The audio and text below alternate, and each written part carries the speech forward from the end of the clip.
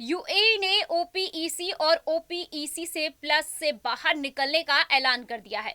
इससे energy market में भूचाल आना तय है, क्योंकि तेल गैस मार्केट में अब यूएई अपने मनमाफिक सामान बेचेगा, जितना चाहेगा उतना प्रोडक्शन करेगा और कोई रोक टोक नहीं होगी।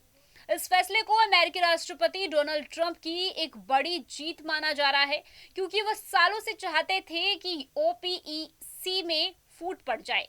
ओपीईसी एक ऐसा संगठन है जिसमें सऊदी अरब और रूस का वर्चस्व था।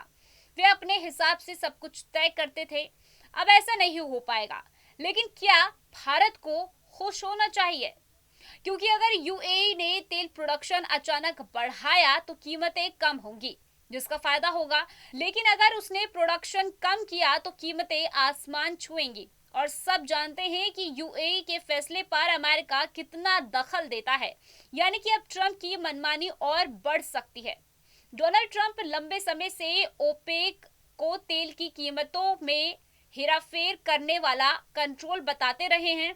कुछ दिनों पहले ट्रंप ने कहा था कि अमेरिका खाड़ी देशों को सिक्योरिटी देता है, लेकिन ओपेक देश तेल का प्रोडक्शन घटाकर महंगा तेल बेचते हैं। ट्रंप चाहते थे कि ओपेक के इस एक अधिकार को मनमानी तरीके से तोड़ा जाए, ताकि तेल मार्केट को फ्री किया जाए। ट्रंप ने कुछ दिनों पहले धमकी भी दी थी कि गल्फ देशों को अमेरिका से सिक्योरिटी चाहिए तो उन्हें ओपेक से दूरी बनानी होगी। अब सवाल यह आता है कि भारत को इससे क्या फायदा होगा? तो मौजूदा हालात को अगर देखा जाए तो भारत अपनी जरूरत का करीब 85% कच्चा तेल इंपोर्ट करता है। ओपेक से बाहर निकलने के बाद यूएई अब उत्पादन कोटा के बंधकों से बाहर है। यूएई ने हाल ही में सालों में अपनी तेल उत्पादन क्षमता बढ़ाने के लिए खरबों रुपए निवेश किए हैं। अब वह बिना किसी पाबंदी के अधिकतम उत्पादन कर सकेगा। जब बाजार में यूएई का ज्यादा तेल उपलब्ध होगा और डिमांड उसके हिसाब से कम होगी तो कच्चे तेल की कीमतें गिरेंगी।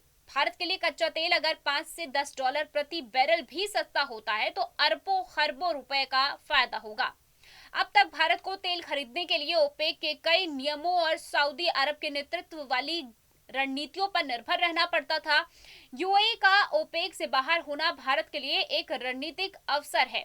अब भारत सीधे यूएई के साथ दीर्घकालिक और रियायती दरों पर समझौता कर सकता है। भारत के पास अब विकल्प होगा कि वह रूस या फिर अन्य देशों पर निर्भर रहने की बजाय अपने पुराने और भरोसेमंद मित्र यूएई से ज्यादा तेल ले सके। यूएई भारत का तीसरा सबसे बड़ा व्यापारिक भागीदार है और तेल के क्षेत्र में ये नई स्वतंत्रता दोनों देशों के बीच एक नई रिश्तों को ऊंचाइयां देगी।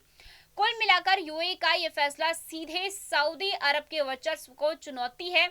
यूएई के राष्ट्रपति के सलाहकार अनवर गरगाश ने जिस तरह से ईरानी हमलों पर अन्य अरब देशों के कमजोर रुख की आलोचना की, उससे साफ है कि अबू धाबी अब अपनी सुरक्षा और आर्थिक हितों के लिए वॉशिंगटन के अधिक करीब जा रहा है।